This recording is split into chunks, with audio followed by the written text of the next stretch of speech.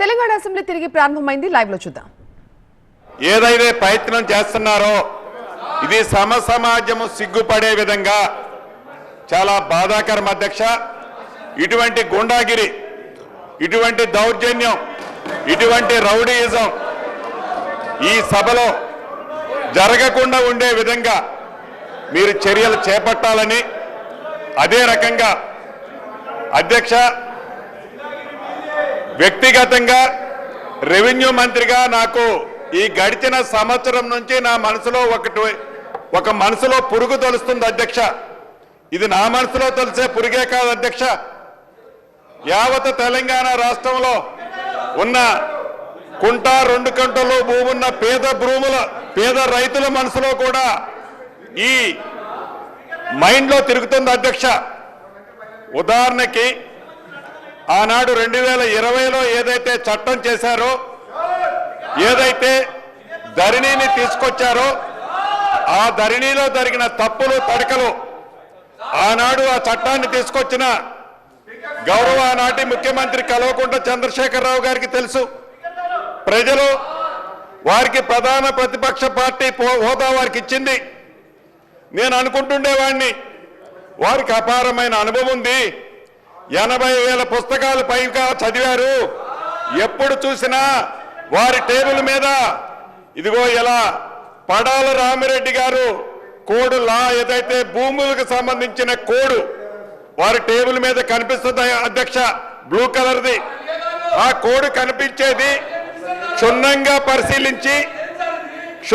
పరిశీలించి ఆ ధరణినో ఆ 2020 చట్టాన్నో తయారు చేస్తామని మేమందరం అనుకుంటుండే వాళ్ళం అధ్యక్ష.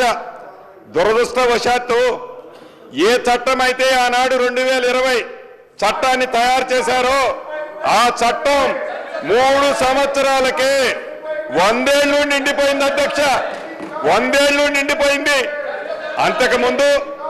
అంతకుముందు ఇందిరమ్మ రాజ్యంలో చేసిన చట్టం 1971 చట్టం ఏదైతే ఉందో 49 సంవత్సరాలు ప్రజలలో ఉంది అధ్యక్ష. 100 ఏళ్ళు ఉండాల్సిన చట్టం కేవలం స్వార్థపూరితంగా వారి స్వార్థం కోసం తయారు చేసిన చట్టం 3 సంవత్సరాలకే 100 ఏళ్ళు నిండటం చాలా బాధాకరం అధ్యక్ష. ఈ రోజు కూడా అనుకున్నాను, గౌరవ సభ్యులు హరీష్ రావు గారు ఈ చట్టం గురించి పబ్లిక్ డొమైన్ లో పెట్టినప్పుడు, అనేక ప్లాట్ఫామ్లలో డిస్కస్ చేసినప్పుడు సుమారు 7 పేజీలకు సంబంధించిన అంశాలు అనుభవజ్ఞులని చెప్పుకునే హరీష్ రావు గారు కూడా సూచనలు ఇచ్చారు అధ్యక్ష. నిన్న ఈ బిల్లుని అసెంబ్లీలో ప్రవేశపెట్టిన తర్వాత కూడా హరీష్ రావు గారు అనేక సూచనలు ఇవ్వటం జరిగింది అధ్యక్ష. అంటే ఇప్పటికీ ప్రధాన ప్రతిపక్ష పాత్ర పోషించిన ప్రధాన ప్రతిపక్ష నాయకుడు ఆ సీట్లో కూర్చొని, నేను మొదటిసారి శాసనసభ్యుని అధ్యక్ష.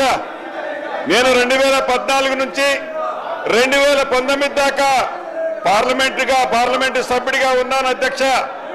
తర్వాత వారి సొంత పార్టీ, వారి జాగీరి పార్టీలో ఉన్న నాకు టికెట్ ఇవ్వలేదు అధ్యక్ష.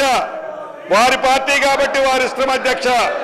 ప్రజల దీవెనలతో, ప్రజల ఆశీస్సులతో ఈనాడు ఇందిరమ్మ రాజ్యంలో ప్రజల దయతో, మా నాయకుడు రాహుల్ గాంధీ గారి దయతో ఈనాడు ఈ స్థానంలో ఉండి ఒక మంచి చట్టం, దేశానికి ఒక రోల్ మోడల్ అయిన ఈ భూభారత చట్టాన్ని సభలో ప్రవేశపెట్టినప్పుడు ఆ మాజీ ముఖ్యమంత్రి వర్యులు ఆ సీట్లో కూర్చొని ఆ 80,000 పుస్తకాలు చదివిన జ్ఞానాన్ని, అనుభవాన్ని నాకు చెబుతారేమో, దాని సూచనలు ఇస్తారేమో.